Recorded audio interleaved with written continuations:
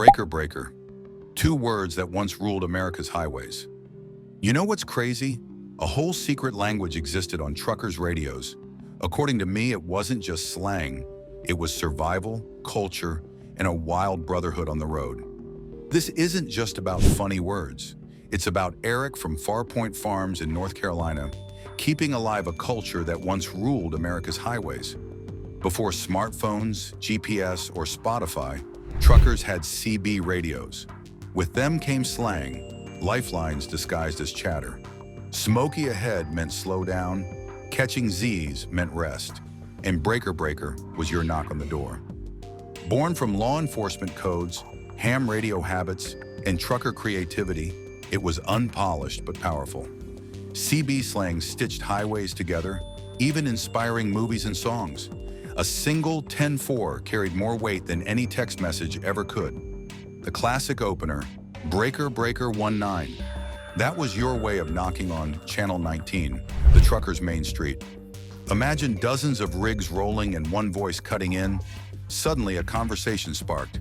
Then came, Got Your Ears On, which wasn't about human ears at all.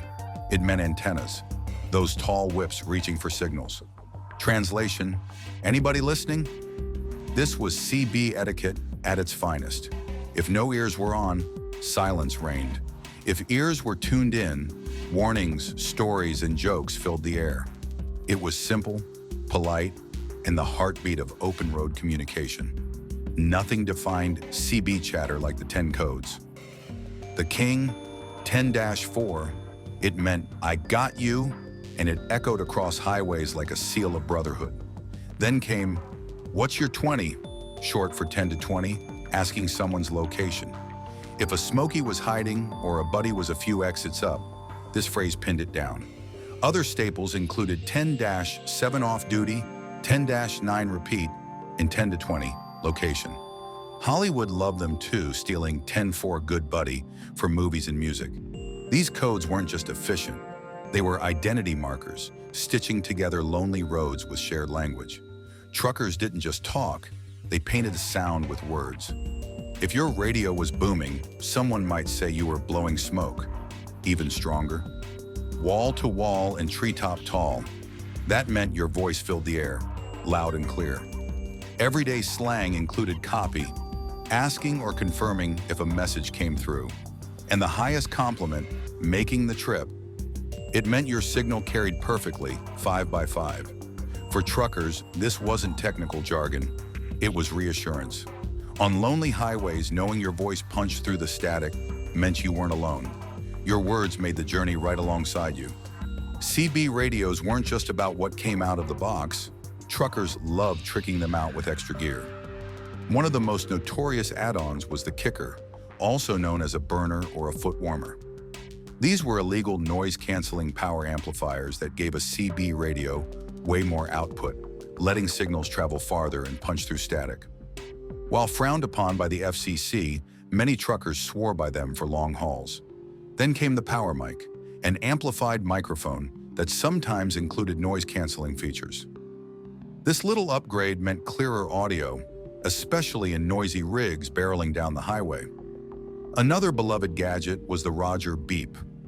This was a small tone that played at the end of a transmission, letting the listener know the other driver was done speaking. Truckers loved these beeps because they cut down on confusion during quick exchanges. Altogether, these gear upgrades made a CB radio feel more personal, powerful, and fun, almost like hot rodding a car, but for your voice. Trucking safety and speed traps were topics that were frequently debated among truckers, and the CB language was a reflection of these issues. Smokey was one of the most common terms, the full version being Smokey Bear, since troopers were the original targets. It stuck because troopers' hats looked just like Smokey Bear's ranger cap. Asking for a Smokey report meant that drivers wanted to know about police presence up ahead, which was vital information if one was pushing schedules. Another classic was the double nickel, referring to the then 55 miles per hour national speed limit. Truckers had often complained about the restriction, but the phrase found a permanent place in radio chatter and the trucking lexicon. Then there was the famous four-wheeler term. Truckers used it to describe regular passenger cars, separating themselves as professional drivers of heavy rigs. These phrases were not only functional, but also formed the in-group bond among truckers. Everyone listening and shared warnings about speed traps, complained about speed laws, or joked about four-wheelers who did not know that life was on the road.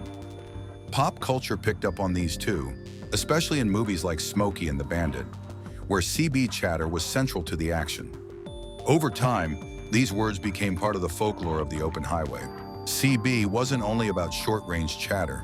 Truckers and hobbyists got hooked on the thrill of long-distance communication. That's where the term DX comes in, shorthand for distance.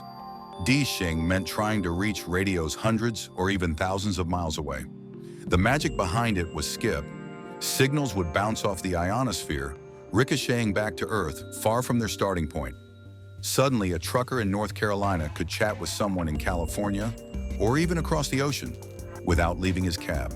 To kick off this kind of contact, operators often use the call CQ or CQDX, basically saying, "Calling all stations, anyone out there?" For many drivers, this wasn't just radio play, it was adventure. It turned a lonely stretch of interstate into a worldwide community. Hams had been doing it for decades, but for truckers, it added a whole new dimension to late-night driving. The unpredictability of skip made every contact exciting, like fishing for voices in the sky. Life on the road meant long hours and little sleep, so truckers developed CB slang to reflect their downtime. When a driver said he was going to catch a few Z's, everyone knew he was pulling over to rest. Another common phrase was being on the side. This meant a trucker had his radio on and was listening, but wasn't actively talking. It was a way of staying in the loop without adding chatter. The code 10-7 also came into play here. It meant out of service or off-duty, signaling that the driver was taking a break. Together, these terms captured the rhythm of trucker life, always connected to the radio, but needing pauses to recharge. They also highlighted how CB radios weren't just tools for emergencies, but part of truckers' daily lifestyle, even during rest. There was a legal restriction limiting CB radios to 40 channels, but truckers, being truckers, often stretched the rules. And that is exactly where slang like go plus 40 or negative 40 came in. It referred to moving beyond or under the standard channel set into frequencies technically not permitted. Such usage was called freebanding. Although illegal, the activity gained popularity in the 1970s and 1980s when traffic was heavier and regular CB channels became clogged. Many freebanders enjoyed the calm of those other frequencies, with some even employing high-powered amplifiers for more effective utilization of those channels.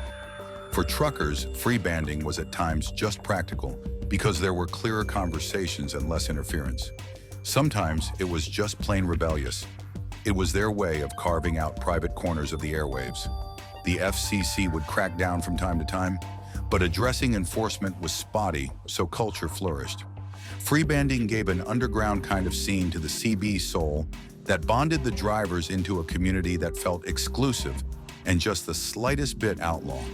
Not all CB chatter was friendly. The airwaves had their own etiquette and, of course, their own insults. One of the more colorful terms was ratchet jaw, describing someone who wouldn't stop talking. A related insult was calling a driver a motor mouth, poking fun at ramblers.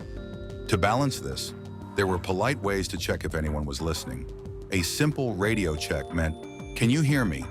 Is my signal working?" This helped drivers tune their setups and ensured they weren't just talking to themselves. These habits shaped CB culture. Too much jabbering could annoy fellow drivers, but quick, clear talk earned respect. It was all part of the unspoken rules of the road. Just like in face-to-face interactions, knowing when to speak and when to stay quiet could make or break your reputation. Beyond regular AM channels, some CB radios supported single sideband SSB mode. This allowed operators to transmit on either the upper or lower half of a frequency, giving them more range and efficiency. One channel became particularly famous, channel 38 LSB. It was the hotspot for sideband activity, especially for truckers and hobbyists chasing skip and DX contacts. Compared to standard AM, SSB carries farther with less power, making it perfect for long-distance conversations. Truckers who knew their way around SSB were seen as more advanced, almost bridging the gap between casual CB users and licensed ham operators. It added a layer of sophistication to CB life and gave drivers another way to stand out. CB culture was built on nicknames or handles, and there was a special way to call someone out directly. The phrase was, "How about you?" followed by their handle. For example, a trucker might say, "How about you, borderline? You got a copy of me?" This turned a general broadcast into a personal invitation. It made CB chatter more social, almost like knocking on a friend's door.